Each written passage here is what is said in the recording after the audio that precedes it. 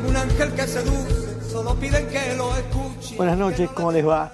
Bueno, desde hace mucho tiempo, ahora tal vez cada vez que ella decida venir o tenga ganas, para mí va a ser un honor tenerla acá. Hace tiempo que yo a esta señora la escucho, me gustan las reflexiones, me gusta la síntesis y me gusta la forma que tiene de expresar lo que a veces uno necesita escuchar.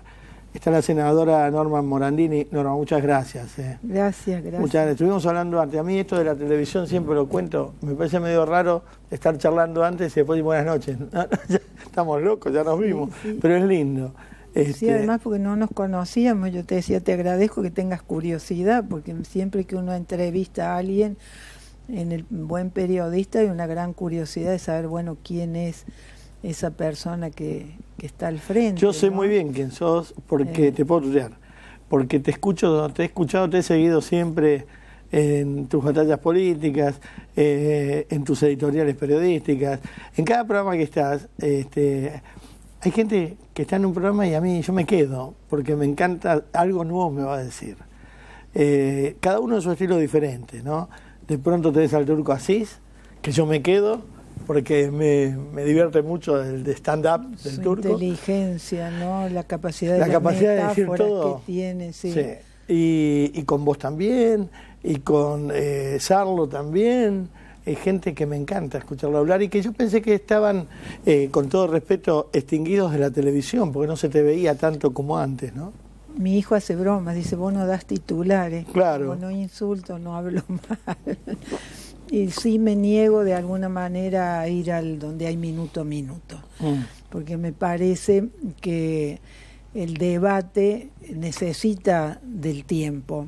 Es decir, yo te comentaba antes que escuché tanto en las redacciones como en la política esa tensión entre lo que interesa y lo que importa. Entonces cuando vos decís, no, voy a invitar a fulano, que es un pensador, ¿a quién le interesa? Y decís, bueno, no interesa, pero importa. Claro. Y en la política pasa igual. Esa tensión, a mí me parece que es cierto que una persona que no comunica es más fácil que quien...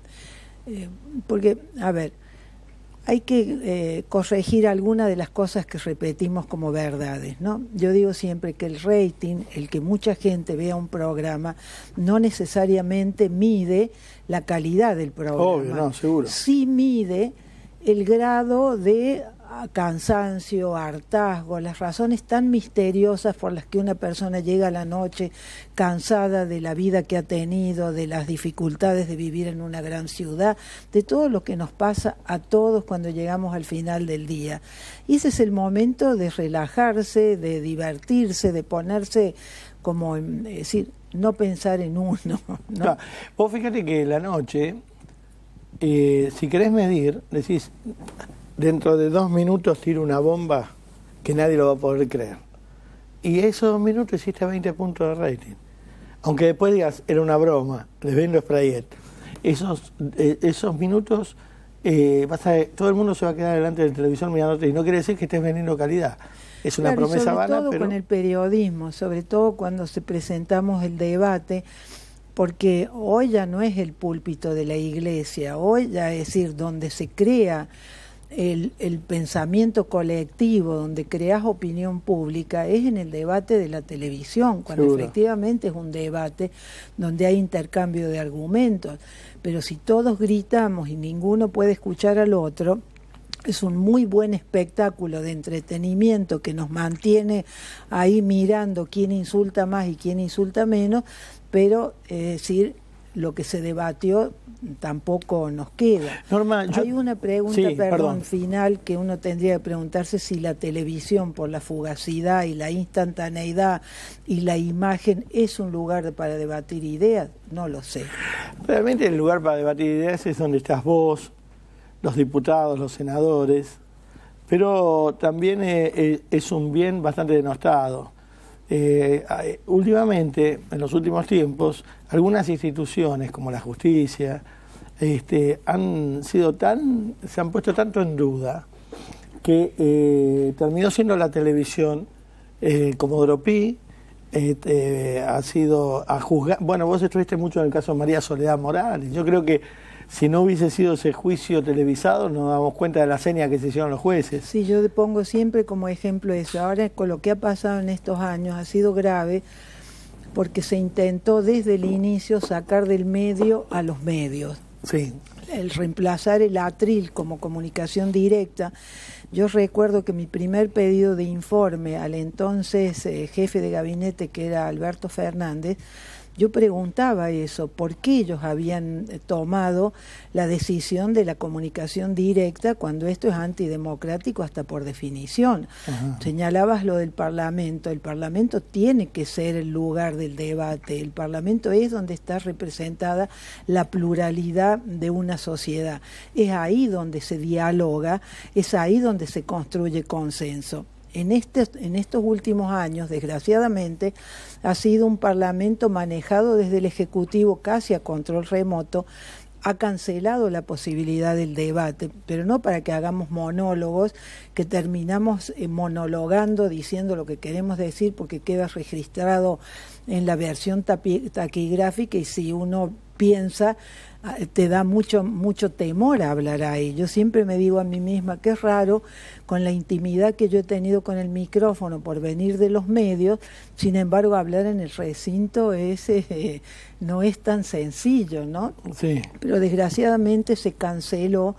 Lo que decir, interesa, el debate parlamentario es interesante. Si uno piensa lo que fue la noche de las 125, que tuvimos todo un país mirando a la televisión, el debate presidencial, es decir, la cantidad de personas sentadas al frente del televisor, que destruyen una falsa idea que se repite, a quien le interesa, volviendo a esto de la tensión entre lo que interesa y lo que importa. Pero a veces ustedes que son políticos, y no digo ustedes peyorativamente o ustedes como una raza diferente, ustedes que son políticos, porque el pueblo los eligió. Yo no soy política como profesión, no, participo sos periodista, en política. Pero participamos, todos participamos un poco. Yo creo que no es una profesión. Está bien. ¿No? Porque no, profesión no, pero es una... Es que si fuera profesión habría que enseñar, habría que aprender, y eso no se enseña ni se aprende. Se siente, ¿no? Es un atributo que le da el pueblo para que representen. Pero yo creo que en estos últimos años se han ensuciado algunas banderas. Y como gente de afuera del recinto, a veces hay que escuchar al pueblo. Y en líneas generales, el pueblo piensa que hoy un diputado, no tanto los senadores, porque no se tiene mucho conocimiento del trabajo de los senadores, de qué hacen o qué no hacen, sino de los diputados, cuando uno se escucha hablar, los ve rosquear. Y se ha ensuciado un poco por este manejo a control remoto que se ha tenido desde el Ejecutivo. Y se ha denostado un poco. Y creo que este gobierno algunas cosas buenas hizo y también quemó, ensució algunas banderas, entre ellas la de los derechos humanos. Sí, ¿no? Ahora un poco a lo que dices antes, ¿no? Yo creo que la política no es profesión, tiene que ser vocación, o uno participa en política. La profesión es lo que uno sabe como oficio, ¿no? Ahora, también, si la ciudadanía no entiende e ignora que el Parlamento es el lugar donde se toman decisiones que le van a afectar su vida, es muy difícil después que la ciudadanía entienda que hay que tener perfiles de idoneidad para ocupar esas funciones. Sí, pero la Constitución no pone requisitos nada más que con la edad y ser oriundo del lugar que se representa, pero la función demanda idoneidad, y me parece que eso es lo que nos ha pasado en este tiempo. Hay un desprestigio. Yo cuando asumí, acepté participar en política y como candidata a diputada, tuve muchos prejuicios, porque yo traía todo lo que yo misma como periodista generalizaba en relación a la política, y lo que me decía, ¿qué va a hacer usted ahí? ¿Qué hace usted ahí? Como si ese fuese un lugar prostibulario. Claro, y después yo cumplo ahora mis 10 años y cierro mi ciclo legislativo, y tengo que pedir disculpas de la ignorancia que tenía en relación a la función que tiene el Parlamento. Lo que no quiere decir que no siga criticando esto de que haya un grupo que se ha apropiado de la política, que nos ha hecho creer que solo ellos saben hacer política. Bueno, a mí cuando entré me decían, este no es lugar para librepensadores, esto es un disparate, ¿cómo uno va a cancelar lo que tiene de rico representar a otros, que es expresar su libertad de pensamiento, el poder dialogar con otro en el sentido de modificar posturas, de construir consenso? Acá se ha impuesto la unanimidad como si fuese un valor. La unanimidad es antidemocrático. Un parlamento tiene que tener varios colores políticos, porque esa es la esencia del parlamento. Ahora, ¿no? Norma, esto de apropiarse de algunas banderas, ¿no? Dos hermanos tuyos creo que desaparecieron en la ESMA. Yo tengo mis dos hermanos menores, que mira la casualidad, se llamaban Néstor y Cristina, desaparecieron en Buenos Aires. A mi hermana la secuestraron de mi casa y a mi hermano lo secuestraron en las cercanías del Molino. 40 años después, ahora hace menos de 15 días, en el juicio de la ESMA, escuché a la fiscal en su alegato reconstruir finalmente lo que pasó con mis hermanos, que efectivamente estuvieron en la ESMA y que fueron arrojados al mar. Por esa coincidencia, yo he tenido siempre mucho cuidado de no personalizar con la presidenta, ¿no? Es decir, pero el día que yo descubrí, porque fue mi madre, que hoy no, que ya no vive, cuando asumió Kirchner, yo la vi emocionada frente al televisor. A mí me llamó la atención, pues le dije, como diciendo, ¿por qué estás emocionada? Y ella me dijo, ¿no te diste cuenta que se llaman como los chicos? Y eso de que se llaman como los chicos me llevó a que a mí, que hacía el recordatorio de Página 12 para los más jóvenes, la Página 12 de la ANATA, sí, la Página 12, nos abrió un espacio gratuito a todos los familiares de desaparecidos para que el día que se cumplía aniversario de... Se hace todavía. Pudiéramos, yo le llamaba el epitafio, le llamaban los recordatorios, pero era para mí un epitafio público, de poder decir públicamente.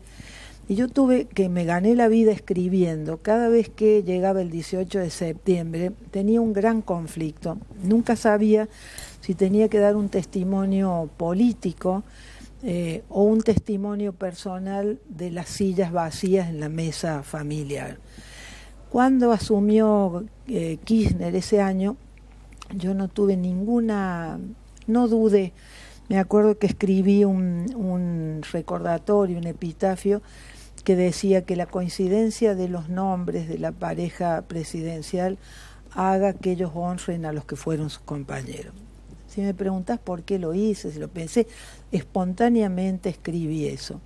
Al día siguiente, me había ido a Córdoba a escribir el que yo creo mi libro más comprometido, que es De la culpa al perdón, escrito en el año 2001.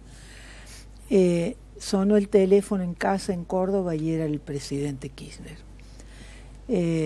Yo le pasé el teléfono a mi madre y mi madre le dijo, usted me honra con su llamado. Les recuerdo que mis hijos pelearon por un mundo más justo. Y Kirchner le decía, no dude que va a ser así, no dude que va a ser así. A partir de ahí, a mí me empezaron a invitar a ir a la casa de gobierno. Y yo nunca fui, porque yo no tengo a qué ir, no siempre... Si me preguntas, no hay en esto ni mérito ni no mérito. El periodismo de alguna manera, yo digo siempre que es el que te protege de la alfombra roja, ¿no? Es decir, el periodismo te permite acceder o a mirar o a espiar el poder sin estar en el poder, y yo agradezco que jamás, nunca me deslumbró esa liturgia del poder. Con el tiempo, cuando me di cuenta que los Kirchner, cuando nació el hijo, o sea, cuando cambiaban pañales, nosotros ya estábamos buscando a Néstor y Cristina mis 2 hermanos desaparecidos. Y lo que vi es que había nada más, la distancia entre ellos y en mi caso era de tiempo. Nosotros hacía ya más de 20 años que estábamos haciendo todo para formar parte, como formó mi madre, que creó los organismos de derechos humanos en Córdoba. Entonces yo digo, yo pertenezco a la tradición del pañuelo blanco, solo que tenemos una diferente visión de lo que creemos que hay que hacer con el pasado. Mi obsesión es construir democracia, porque así como le pasó al mundo con el nazismo, que le dio una bella utopía que fue la Declaración Universal de los Derechos del Hombre, el mundo salió horrorizado del nazismo y en el año 48 nace esta hermosa utopía que son esta normativa de principios y valores que es la Declaración Universal de los Derechos del Hombre. Paradójicamente a nosotros lo que nos pasó en la dictadura vivificó una idea que es ajena a nuestra tradición política, que es la democracia.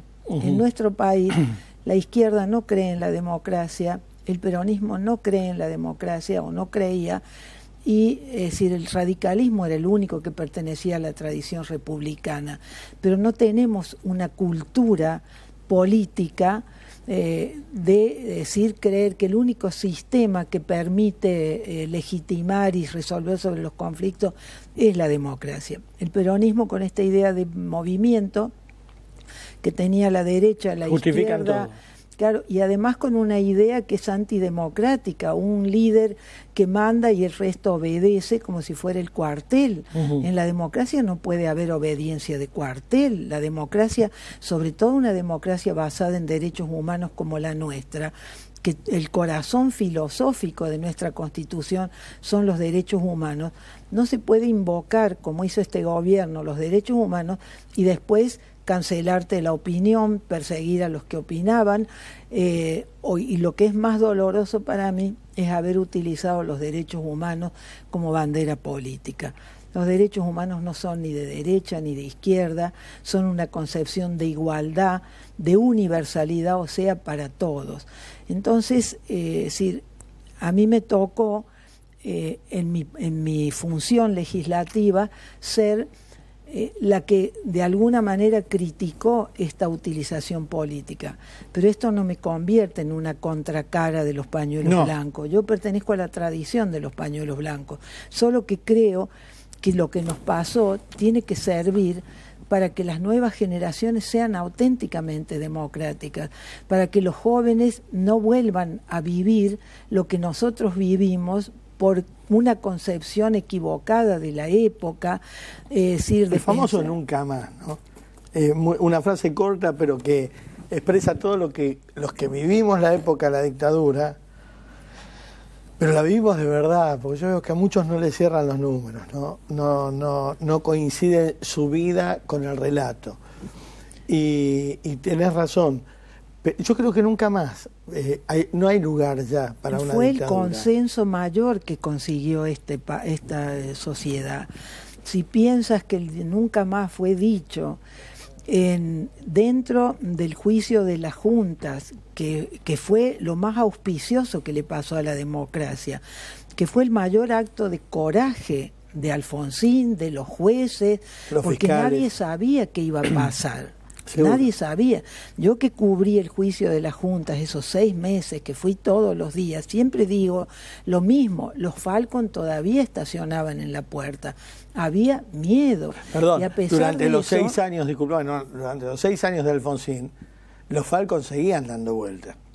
Sí, no se había desarmado todo el aparato de espionaje. Claro. Hemos tenido una cultura de espionaje que nos atraviesa y que llega a 30 años de la democracia. Todavía tenemos a este que están buscando, al famoso espía argentino, el de la ¿cómo se llama? Piumato, Estiuso, el famoso Estiuso, que viene de la época de la dictadura. Claro, pero lo que hay que decir es que en democracia, porque la democracia hay leyes que subordinaron los servicios de inteligencia al poder político, o sea, a las instituciones de la democracia. También pasó con las Fuerzas Armadas. La democracia, no quiero se democratizaron las leyes. Obvio.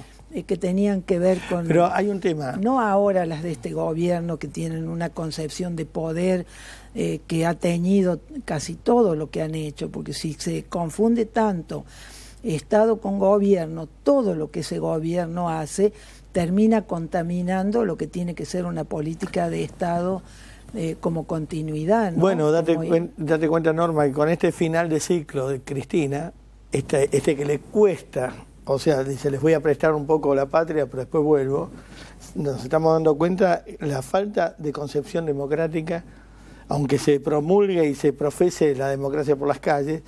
El otro día yo le decía a unos chicos de la cámpora, ustedes nunca fueron militantes porque no saben perder.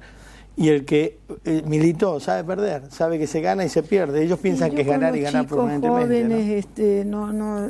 Trato de no ser tan crítica. A mí me parece que la responsabilidad es la de los adultos, que les han dado una versión a medias de la historia y que está falsificada, y que el consenso es construir democracia, y la democracia no es solo votar. No, nosotros creíamos que democracia era no tener un militar y un general en la presidencia. No alcanza solo con eso. No puede ser que hemos naturalizado en todo este tiempo comportamientos que son claramente antidemocráticos.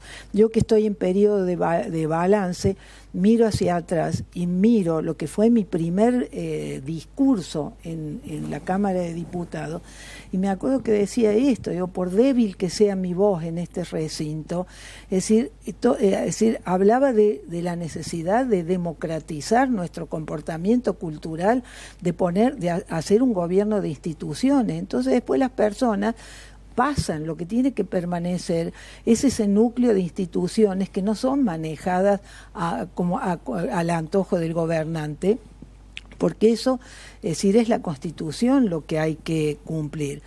10 años después no me da alegría no haberme equivocado, me da una enorme frustración no haber podido influir. Entonces, digo, ¿qué nos ha pasado? Los chicos, es decir, hay mucha gente de buena fe que ha hecho de la militancia una palabra que conjuga con militar. En democracia, si funcionan las formas de participación, si las instituciones de la democracia funcionan, no hay que ir a cortar ni calles, no hay que ir a ir a la plaza, porque eso se hace en momentos cuando no hay democracia y no hay formas. O hay que salvar la democracia que está en peligro. Yo lo pongo en ejemplos muy sencillos. Un colegio, es decir, cuando nosotros estábamos en el secundario, que no podías contestarle a un profesor, que no podías ir a reclamar en la dirección. Yo tengo el ejemplo siempre de mi hermano en el secundario, que denunció a un profesor que manoseaba a las chicas, un profesor de educación física, y lo echaron a mi hermano, claro, que era un pibe de 16 años, claro. Y yo, que tenía un poco más, fui a defenderlo. Bueno, esa era la escuela autoritaria en la que nosotros nos formamos. Entonces se entendía que pudieras ir a la calle a hacer manifestaciones, pero hoy que un chiquilín puede ir a reclamar al director, que puede mandar una carta, que puede ir a una asamblea, que puede elegir un delegado, tiene que ejercitar esa democracia, no ir a tomar el colegio. A los chicos de la izquierda yo me da ternura, digo, me encanta que estén ocupando una banca y no cortando las rutas. Ahora, tienen que jugar el juego democrático, porque entonces es muy fácil que utilizás la democracia, ganás una banca, no crees en el sistema y después no haces el juego. O usar la democracia cuando nos hace falta, y si no, que se ha hecho mucho, ¿no? Yo tengo un caso, y yo sé que a vos no te gusta ni juzgar, ni prejuzgar, ni sojuzgar nada. Yo sí. El caso de Bonafini, ¿no? Que en nombre de la democracia y los derechos humanos ha cometido cuanta tropelía ha pasado. Yo me acuerdo cuando lo juzgó a Chiche y a Magdalena Ruiz Guiñazú en una plaza pública, creyéndose dueña del honor y de la palabra divina. Y yo digo, ¿desde dónde? Y un día, comiendo con Ollarvide, le digo, discúlpame, ¿cuándo va a ir esta mujer a declarar a tu juzgado ¿Y cuándo la vas a, no sé, o a procesar o a liberar? Pero tenemos que saber qué pasó con la plata de Sueños Compartidos. No, sí, me dijeron que es analfabeta, entonces... No es analfabeta. El pañuelo blanco impone mucho respeto. Yo personalmente nunca discuto con la víctima, lo que no quiere decir que no pueda hablar de todo lo que rodea, como símbolo. Eve de Bonafini, cuando fue el juicio de la Junta, yo no me olvidé nunca que con lo que significó hacer el juicio de la Junta, fue una marcha con los rostros tapados con una máscara blanca, porque no creían en la justicia de la democracia.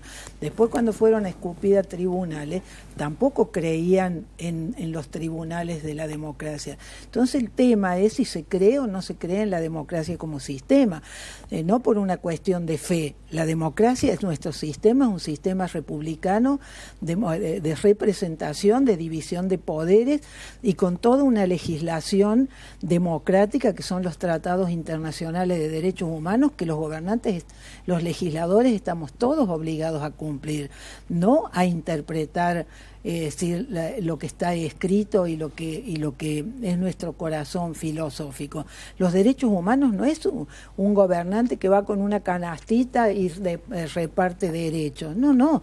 Los derechos están consagrados en la Constitución y es obligación de todos cumplirlos. Entonces, esto es lo que me parece que ha sido grave a lo largo de todo este tiempo, que se confundió Estado con gobierno y toda esta idea de un ejercicio del poder que es antidemocrático hasta por definición. Se hizo poderoso el Ejecutivo porque domesticó a la justicia y canceló el Parlamento como poderes autónomos. Entonces me parece que tenemos que tener ahora todo un periodo de definir, que se sepa, para ayudar a la ciudadanía, de cómo funcionan las instituciones. Empezar de nuevo. Para que... Bueno, lo grave es que un país cada 10 años tenga que levantarse y eso no sirve porque no construimos. Sí, no es lo mismo levantarse una dictadura que levantarse una democracia perfectible. Yo prefiero, ponerlo en términos tal vez más, menos políticos. Creo que nosotros tenemos es muy fácil destruir es facilísimo, construir es muy difícil porque es del día a día, y me parece que si consiguiéramos en términos culturales cambiar esa actitud de trabajar más a favor de y no contra de, y bueno, se libera una energía ciudadana maravillosa, porque es muy diferente decir, mira, yo creo en la democracia, no como un acto de fe, es un sistema, es el mejor sistema, es el que legitima los conflictos, siempre y cuando estemos dispuestos a trabajar sobre el conflicto. Para eso hay que trabajar a favor de, yo trabajo a favor de los derechos humanos, no hay que confundir, una cosa son los juicios continúan, ahí se juzga el terrorismo de Estado. Ahora hay que construir una cultura auténtica de derechos humanos que son igual para todos, que están en la Constitución y que no pueden ser utilizados como banderas partidarias y menos políticas. Gracias, Norma, que a esta hora viniste. Dentro de unos días te venís de nuevo una hora entera, porque me gusta escucharte. Así que dentro de unos días quiero que estemos una hora tranquilos, hacer un raconto de la asunción al poder, de lo que dejó, lo que quedó, cómo hay que ir de acá para adelante. Senadora, muchas gracias. Muchísimas Muy gracias. Amable. Gracias.